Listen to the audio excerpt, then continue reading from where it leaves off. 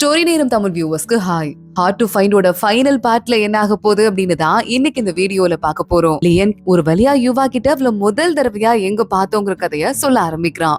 Hospital கணக்கு வந்த அன்னைக்கே உன்னை பார்த்துட்டேன், என் மனசுல அன்னைக்கே நீ ஆழமா பதிஞ்சிட்டேன்னு சொல்லிட்டு இருக்கான். அப்படியா, அன்னைக்கே நான் உங்களை பார்த்துட்டேனான்னு சொல்லிட்டு அது எனக்கு ஞாபகம் இல்ல பாருங்களேன்னு யுவா கேட்டுட்டு இருக்கா. உங்களையும் குழந்தையும் ரொம்ப கஷ்டப்படுத்திட்டேன்ல, கசின் கிட்ட என் குழந்தை இருக்குன்னு எப்படி தெரியும்னு யுவா கேக்குறா. கசின் கிட்ட நீ எங்க இருக்கன்னு தெரிஞ்சுட்டு போலான்னு தான் நான் வந்தேன்.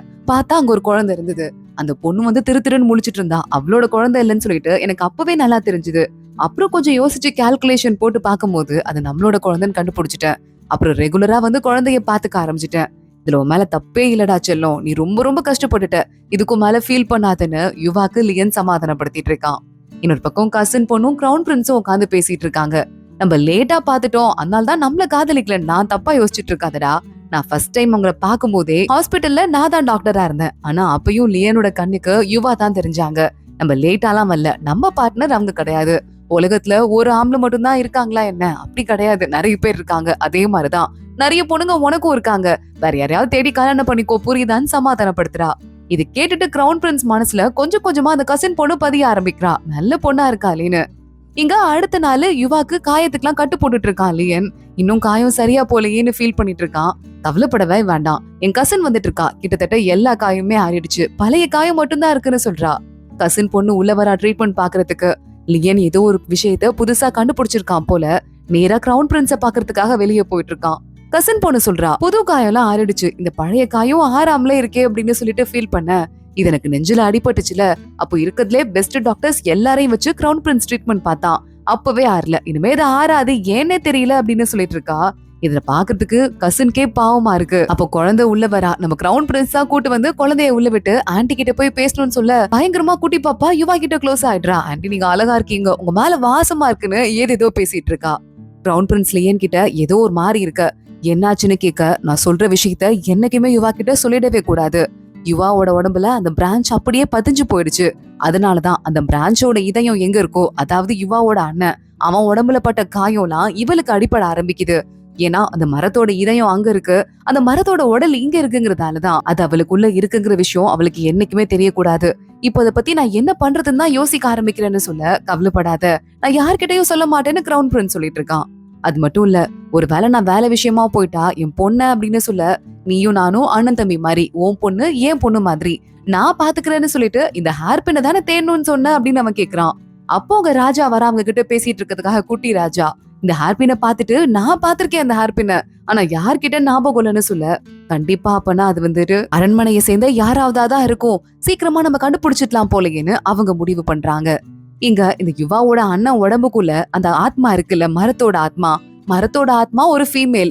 நிறைய பழங்களை பூக்களை கொடுக்கறது தான் அதோட வேலை. அதுல நம்ம யுவாவோட ஆத்மாவும் கலந்து இருக்கு. ரெண்டு பேரோட பாடியும் பிளட்டும் வந்துட்டு ஒன்னா கலந்து இருக்குல்ல. சோ இவனுக்கு கொஞ்சம் கொஞ்சமா ஃபெமினைன் ஃபீச்சர்ஸ் எல்லாம் வந்துட்டே இருக்கு. மேக்கப் போட ஆரம்பிக்கிறான், கண்ணாடியில முகத்தை பார்க்க ஆரம்பிக்கிறான். அந்த வெள்ளி அங்க வரா. என்னாச்சு உங்களுக்கு, ஒரு மாதிரி வியர்டா பிஹேவ் பண்றீங்கன்னு சொல்ல, எதுக்கு நீங்க வெயிட் பண்றீங்க, உன்னை நான் கூப்பிட்டேனா, வெளியே போன்னு சொல்லிட்டு துரத்தி விட்டுறான். அடுத்தவன் தனியாவே உட்காந்துட்டு இருக்கான். எப்ப பார்த்தாலும் மேக்கப் எல்லாம் போட்டு ஒரு மாதிரி ரொம்ப வியர்டா பிஹேவ் பண்ண ஆரம்பிக்கிறான். திடீர்னு என்ன ஆச்சுன்னு அங்க இருக்கிற அமைச்சர்கள் எல்லாம் பாக்குறாங்க. என்னையா டவுட் பட்டு கேள்வி கேக்குறீங்கன்னு ஒரு சில அமைச்சர்களை கொல்லவும் பண்ணிடுறான். இந்த விஷயம் எல்லாம் யுவாக்கு தெரியுது. இது அவரோட பையனுக்கு தெரியாம, அதாவது ராஜாக்கு தெரியாம பாத்துக்கோங்க. இந்த வயசுல அளவுக்கு அதிகமா கஷ்டத்தை அவன் அனுபவிச்சுக்கிட்டு இருக்கான் அப்படின்னு யுவா சொல்றா. இதுக்கு நம்மளே தீர்வு காணலாம் அப்படின்னு. இன்னும் அங்க ஓவரா யுவாவோட அண்ணன் பண்ணிட்டு இருக்கான். அந்த இடத்துக்கு லியன் வந்துட்டு, விட மாட்டேன்டா, இங்க பாரு, உனக்குள்ள அந்த இதயம் இருக்கலாம், ஆனா அதை எப்படி வெளியே எடுக்கிறதுன்னு எனக்கு தெரியும்னு புனித மரத்தோட இதயத்தை வெளியே எடுக்கிறதுக்கு ட்ரை பண்ணிட்டு இருக்கான். அவன் எடுத்துட்டே இருக்கும்போது இவனுக்கு அந்த யுவாவோட அண்ணன் வாயில ரத்தமா வர ஆரம்பிக்குது. அது வலி தாங்க முடியாம, ஏன்னா உடம்போட மெர்ஜ் ஆயிடுச்சான். ஆனா அதோட நிக்காம யுவா இருக்கால, அவ வாயில இருந்து ரத்தமா கொட்ட ஆரம்பிக்குது. லியனால எதுவும் பண்ண முடியல. அப்படியே அவனை அங்கேயே விட்டுட்டு யுவாவை மட்டும் கூட்டிட்டு அங்க இருந்து ஓடி போயிடுறான். என்ன மன்னிச்சிடுறா அப்படின்னு சொல்லிட்டு லியன் சொல்ல, யுவா பாக்குறான், நான் தான் மன்னிப்பு கேட்கணும், இதெல்லாம் எனக்கு இருக்கிறதெல்லாம் சின்ன காயம்தான் அப்படின்னு சொல்லிட்டு லியனை சமாதானப்படுத்தி அனுப்புறா. அப்பதான் அடுத்து நெஞ்சுக்குள்ள ஏதோ எனக்கு வலிச்ச மாதிரி இருந்தது அவன் இதயத்தை எடுத்தப்போ, என்னவா இருக்கும் அப்படின்னு சொல்லிட்டு யோசிக்க ஆரம்பிக்கிறா யுவா. அவளுக்குள்ள எக்ஸ்ட்ராவா ஏதோ இருக்குன்னு தெரியுது. அந்த கத்தி எடுத்துட்டு செக் பண்ணலாம் அப்படின்னு போகும்போது லியன் அங்க வந்துடுறான். யுவா என்ன பண்ற, எதுக்காக கத்திய கையில எடுக்கிற, முட்டாள்தனமா ஏதாவது பண்ணாதன்னு சொல்ல, இல்ல எனக்கு இதயத்து பக்கத்துல ஏதோ இருக்க மாதிரி இருக்குன்னு சொல்லிட்டு யுவா சொல்றா. இங்க பாரு, இதுக்கு மேல ஷார்ப்பா ஒரு ஹேர் பின் கூட ஒட்ட இருக்க கூடாது, கொடு அப்படின்னு அதை கூட வாங்கிட்டு போயிடுறான். எனக்கு தெரியாம எதுவும் பண்ணக்கூடாது, இல்ல என் கண்ணு முன்னாடியே தான் இருக்கணும், என் கூட வானவள கைய பிடிச்சு இழுத்துட்டு போயிட்டு இருக்கான். இங்க அந்த வெள்ளி பொண்ணு இருக்கால, யுவாவோட அண்ணன் கிட்ட மறுபடியும் வரா. நான் தானே இந்த இடத்துக்கு ராணியாக போறேன், எனக்கு இந்த இடத்துல குழந்தை பிறக்கணும் தானே, நீங்க எப்ப பாரு பொண்ணு மாதிரியே பிஹேவ் பண்றீங்க, அப்புறம் நம்ம 2 பேரும் எப்படி புருஷன் பொண்டாட்டி ஆகுறதுன்னு கேட்க, இங்க இருந்து வெளியே போ வெளியே போன்னு சொல்லிட்டு அவளை கத்தி அங்க இருந்து துரத்தி விட்டுட்டு இருக்கான். அவ பாக்குறா, முழு பைத்தியமா இவன் மாறிட்டான் போல அப்படின்னு சொல்லிட்டு அங்க இருந்து கோவமா கிளம்பி போயிட்டு இருக்கா. இங்க நம்ம யுவாவோட கைய சாப்பிடும் போது கூட விடாம இப்படியே அந்த கையிலேயே சாப்பிடுன்னு லியன் புடிச்சிட்டு இருக்கான். இத பார்த்து மத்த 2 பேரும், நீங்க 2 பேரும் டேட்டை என்ஜாய் பண்ணுங்க, நாங்க கிளம்புறோம் அப்படின்னு சொல்லிட்டு அவங்க 2 பேரும் கிளம்பிட்டு இருக்காங்க. இங்க இந்த வில்லி பொண்ணுக்கு கொஞ்சம் கொஞ்சமா பேராசை அதிகமாயிட்டே இருக்கு. எப்படியாவது இந்த இடத்துக்கு நான் ராணி ஆயே தீரணும் அப்படின்னு சொல்லிட்டு ஆசைப்பட ஆரம்பிக்கிறா. அவ தலையில தான் இவங்க தேடிட்டு இருக்க அந்த ஹேர் பின் இருக்குல்ல, அத தலையில வச்சுட்டே அவ பாட்டுக்கு அங்க இருந்து போயிட்டு இருக்கா. மறுபடியும் இத பத்தி விசாரிக்கலான்னு லியன் மறுபடியும் எந்த இடத்துல யுவாவோட அண்ணா இருக்கானோ அங்க வந்து பார்த்தா இந்த பொண்ணு வில்லி பொண்ணு இருக்கால இறந்து போய் கிடக்குறா. என்ன ஆச்சு, இறந்து போயிட்டா, அவ தலையில ஹேர் பின் கூட இல்லையே அப்படின்னு சொல்லிட்டு லியன் யோசிக்க ஆரம்பிக்கிறான். இன்னொரு பக்கம் யுவா தனியா உட்காந்து யோசிச்சுட்டே இருக்கா. இதுல ஏதோ ஒரு மர்மம் இருக்கு, எனக்குள்ள என்ன இருக்குன்னு சொல்லிட்டு ஏதேதோ யோசிச்சுட்டு இருக்கா. பார்த்தா இந்த யுவாவோட அண்ணன் இருக்கான்ல, அவன் மேக்கப் போட்டுட்டு இருக்கும் போது இந்த வெள்ளி பொண்ணு வந்து கொஞ்சம் ஓவரா பேசி இருந்திருப்பா போல, ஏன் இப்படி பண்றேன்ட்டு அவன் கடுப்பாயிட்டு, ஹேர் பின் ரொம்ப அழகா இருக்கு, இது என் அம்மாவோட ஹேர் பின் தானே, பக்கத்துல வா உனக்கு நான் வச்சு பாக்குறேன் அப்படின்னு அவளை கட்டி பிடிக்கிற மாதிரி புடிச்சு கழுத்துலயே அந்த ஹேர் பின்னை வச்சு குத்தி அந்த இடத்துல கொண்டு இருக்கான். அதுக்கப்புறம் அந்த ஹேர் பின்னை அவனே எடுத்துட்டு இருக்கான். இனிமே இந்த ஹேர் பின் என்னோடது அப்படின்னு சொல்லிட்டு இந்த ஹேர் பின்னை இவன் போட்டுட்டு தான் பொண்ணு மாதிரி போய் அந்த மரத்தை எரிக்கிறதுக்கு போயிருப்பான் போல. அததான் லியன் எதிர்காலத்துல பாத்திருப்பான் போல. லியனுக்கு நம்ம கிரவுன் பிரின்ஸோட அப்பா நீ பார்த்ததெல்லாம் உண்மையும் இல்ல பொய்யும் கிடையாதுங்கிற மாதிரி மெசேஜ் அனுப்பிச்சிருக்காரு.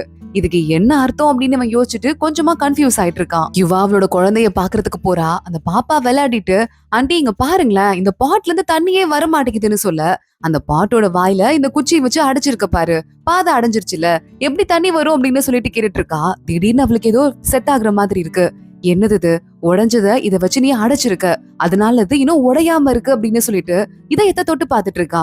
கிட்டத்தட்ட எல்லாத்தையுமே கண்டுபிடிச்சிடுறா. அவ நேரா கசன் கிட்ட போயிட்டு, என் இதயத்துல ஏதாவது இருக்கான்னு கேட்க, ஆமா உன் இதயத்துல ஏதோ ஒண்ணு இருக்குதா, ஆனா அது இருக்கதாலதான் உன் இதயம் எந்த பிரச்சனையும் இல்லாம இயங்கிட்டு இருக்கு, சோ அதை ரிமூவ் பண்ணாம பழைய டாக்டர்ஸ் அப்படியே விட்டுருக்காங்கன்னு சொல்ல, அதுக்குள்ளதான் அந்த குச்சி, மரத்தோட குச்சி இருக்குன்னு சொல்லிட்டு யுவா கண்டுபிடிச்சிடுறா. இந்த விஷயத்த பத்தி இப்போதைக்கு லியன் கிட்ட சொல்லிக்காத, நான் அப்புறம் பேசிக்கிறேன் அப்படின்னு அந்த உண்மையை அப்படியே அவளுக்குள்ளேயே வச்சுட்டு அந்த இடத்துல இருந்து கிளம்புறா. இங்க மறுபடியும் அந்த மரத்தை முழுசா எரிச்சு முடிக்கிறதுக்காக அந்த ஹேர் பின் எல்லாம் வச்சுட்டு யுவாவோட அண்ணா அங்க வந்துடுறான். அதுக்குள்ள லியனும் யுவாவும் அங்க வந்துடுறாங்க. நான் எப்படி தெரியும், எப்படி என்ன கண்டுபிடிச்சு இங்க வந்தீங்கன்னு அவன் கேட்க, நம்ம லியன் அவன் கிட்ட சண்டை போட ஆரம்பிக்கிறான். ஆனா இவனதான் கொல்லவும் முடியாதுல்ல, ஏன்னா யுவாக்கு ஆபத்து வந்துரும். ஆனா யுவாவே வந்து அந்த கத்தி எடுத்துட்டு அவளையே கொண்டுக்க போறா. அந்த இடத்துக்கு லியன் வந்துடுறான். யுவாவோட அண்ணனை பார்த்து இங்க இருந்து ஓடி போயிடு, உயிர் பிச்சை கொடுக்குறேன்னு சொல்லிட்டு என்ன யுவா பண்ற அப்படின்னு கேட்டுட்டு திட்ட ஆரம்பிக்கிறான். யுவா லியன் கூட மரத்துல ஏறி உட்காந்துக்கிறா. இல்ல நான் செத்து போயிட்டு அவனும் செத்துருவான்ல, அப்புறம் உனக்கு பிரச்சனை இருக்காதுல்லன்னு சொல்ல, தயவு செஞ்சு அந்த ஒரு வார்த்தையை மட்டும் சொல்லாத அப்படின்னு லியன் சொல்லிட்டு இருக்கான். அன்னைக்கு லியனும் யுவாவும் வீட்டுல தூங்குறதுக்காக போறாங்க. லியன் யோசிக்கிறான், யுவாக்குள்ளதான் அந்த குச்சி இருக்கு, ஆனா அதனால எடுக்க முடியாது, எனக்கு யுவா ரொம்ப முக்கியம், ஆனா என் மக்களை நான் எப்படி காப்பாத்துறது, அதுக்கு வேற வழியே இல்ல, அவங்களை அப்படியே மறந்துடுறதான்னு யோசிச்சுட்டு இருக்கான். யுவா பாக்குறா. லியனை கூப்பிட்டு, கவலைப்படாதீங்க, எல்லா பிரச்சனையும் சரியாக போகுது, நம்ம ஒன்னா தூங்கலாமா அப்படின்னு பேசிட்டு இருக்கா. அடுத்த நாள் ஒரு முடிவு பண்ணிடுறா. அங்கிருந்து நேரா தம்பிய ராஜாவை பாக்குறதுக்கு போறா.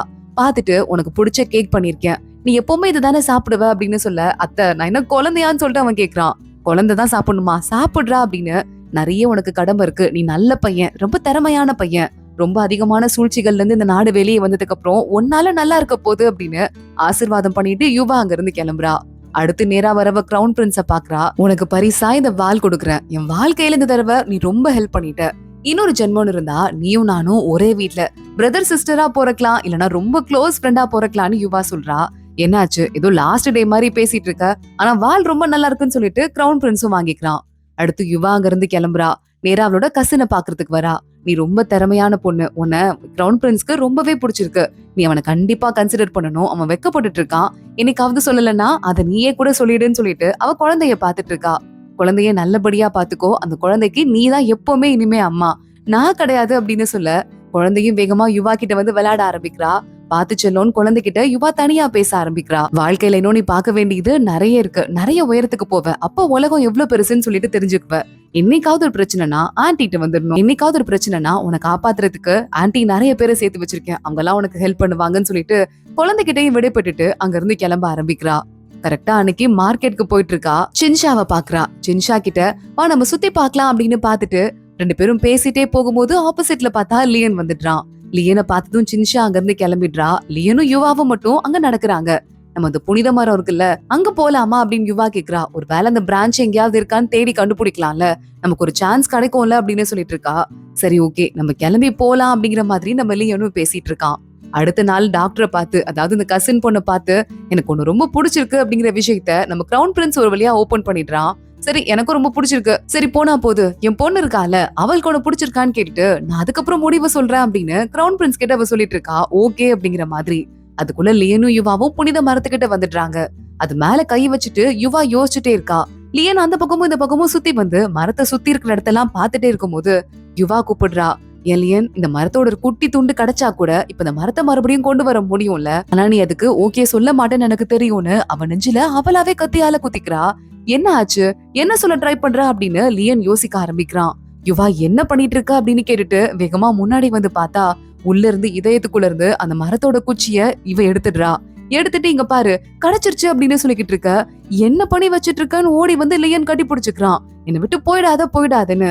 நான் உன் உயிரை காப்பாத்தியும் என் உயிர் ஏன் இன்னும் இருக்குன்னு சொல்லிட்டு நான் யோசிச்சுட்டே இருந்தேன். ஆனா லியன், இந்த மரத்தை மறுபடியும் உயிரோட கொண்டு வரதுக்கு எனக்கு ஒரு டாஸ்க் கொடுக்கப்பட்டிருக்கு இயற்கையால.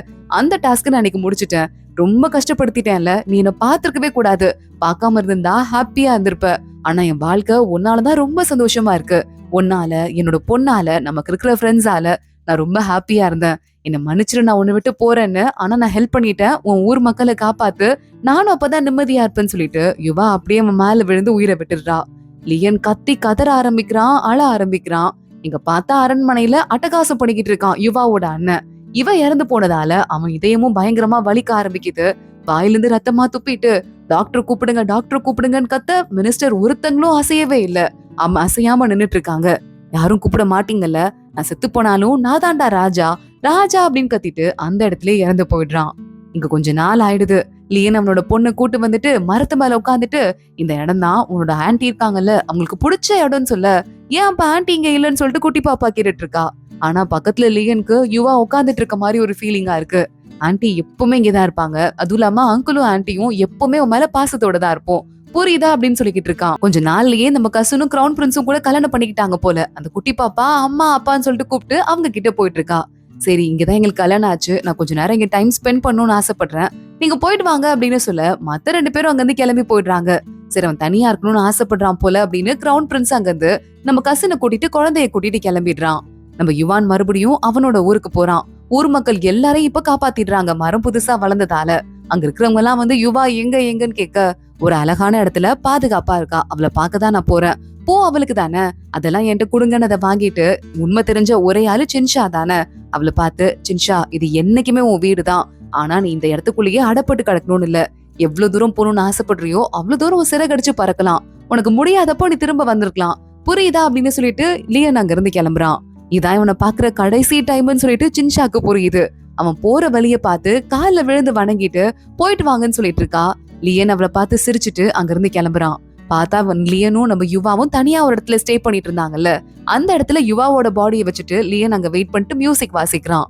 யுவா, நான் உன்னை சொன்னேன்ல பனி மறுபடியும் இங்க பெய்யும் போது உன்னை கூட்டு வருவேன்னு, பனி எப்படி கொட்டுது பாரு, நான் உன்னை கூட்டு வந்துட்டேன், உனக்கு பிடிச்ச மியூசிக் இருக்கு, உனக்கு பிடிச்ச மாதுளம் பழத்தோட ஹேர் பின் இருக்கு, அது மட்டும் இல்லாம நானும் இருக்கேன்ல அப்படின்னு சொல்லிட்டு நீ எங்க போனாலும் உன்னை விட மாட்டேன், நீ தனியா இருக்கிறத நினைக்கும் போதே எனக்கு கவலையா இருக்கு, அந்த சான்ஸ கொடுக்க மாட்டேன்னு அவ பக்கத்துல படுத்துட்டு அவளோட கைய புடிச்சிட்டு கையில கத்தி எடுத்துட்டு வேகமா அவனோட நெஞ்சில அவனே குத்திக்கிறான். நம்ம ரெண்டு பேரும் சேர்ந்தே போலாம், நம்ம பிரியவே வேண்டாம், நீதான் எனக்கு ரொம்ப முக்கியம், என்னோட ஊரை காப்பாத்துறதுக்காக நீ போயிட்டல, இப்போ உன் கூடவே நானும் வந்துடுறேன், ஊர் நிம்மதியா இருக்கட்டும், நம்மளும் ஒன்னா இருக்கலாம்னு சொல்லிட்டு அவன் அப்படியே மயங்கி அவ மேல விழுந்து இறந்து போறதோட தான் இந்த சீரீஸ் ஒரு எண்டுக்கு வருது. ஸ்டார்டிங்ல இருந்து எண்ட் வரைய இந்த சீரீஸ் எனக்கு பாக்கிறதுக்கு ரொம்பவே பிடிச்சிருந்தது.